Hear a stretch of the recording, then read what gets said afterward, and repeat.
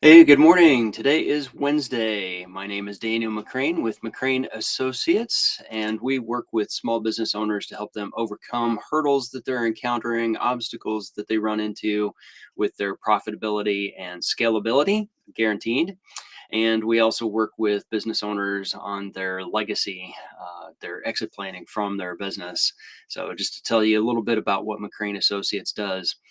With that whole idea of helping business owners with their exit planning, I wanted to talk a little bit this morning about negotiating that deal. When you have your business put up for sale, somebody comes, they try to make an offer to you. You're trying to decide, do I take this? Do I not take this? We could approach this from the buyer side as well. The thing to remember is when you're negotiating, everything is open for negotiation. So not only is the actual purchase price of the business part of the negotiations, but will there be other financing terms that will be part of the purchase? And when you start doing that, then things become very flexible for negotiation. What about the amount that you're going to finance, the interest rate, the length of time? If somebody wants to carve out part of your business, they say, "I don't want to purchase that stuff. I just want this stuff over here." Maybe they say, "I want all your equipment, but I don't want anything else." Maybe they say, "I want your book of business and your operations, but I don't want the equipment." All kinds of things like this. Everything becomes open to negotiation. And one of the things to keep in mind about negotiation is it doesn't have to be fighting against each other to try to come to some terms. If you're willing to be flexible and bend a little bit on a certain point that the other person is asking for, then it's okay to ask for something else that you want, even in a different area. So, for example, somebody wants a higher purchase price. They want you to pay more for the business. The seller wants more uh, from the business. Then it's okay to say, "Fine, I'll give you that, but I want to extend the financing terms that you're going to give me. Instead of 3 years, I want 5 years."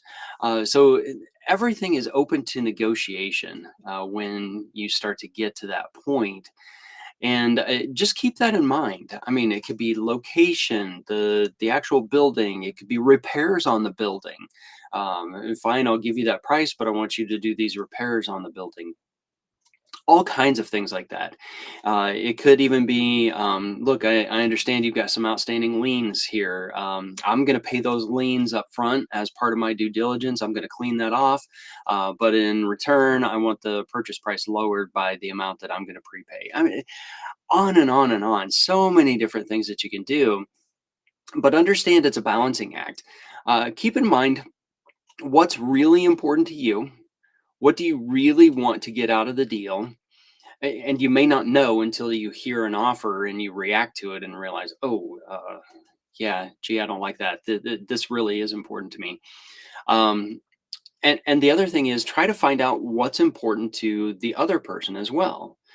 And honestly, it may not be the purchase price. Maybe the seller is only concerned about their legacy. They want to make sure the name of the business continues, their customers and their employees are taken care of. That you're not just going to fold this business into something else and fire all the employees. So it could be important things like that. They've got a family legacy and history that they want to preserve, and that's more important to them than the purchase price. I mean, on and on, anything like this. So understand each other, where each other are coming from in this situation. That's the important part.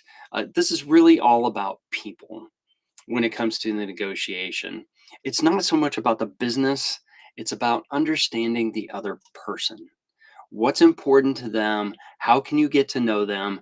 How can you give them something of value while getting something of value in return? And those things may not be the same for each of you. You may value something higher than the other person does. And so if you feel like you're getting good value, that's the important part. The other important part is make sure that the other person feels like they are getting good value as well. And that's really the key to negotiating a deal. So I'm going to go ahead and stop there, and I'll see you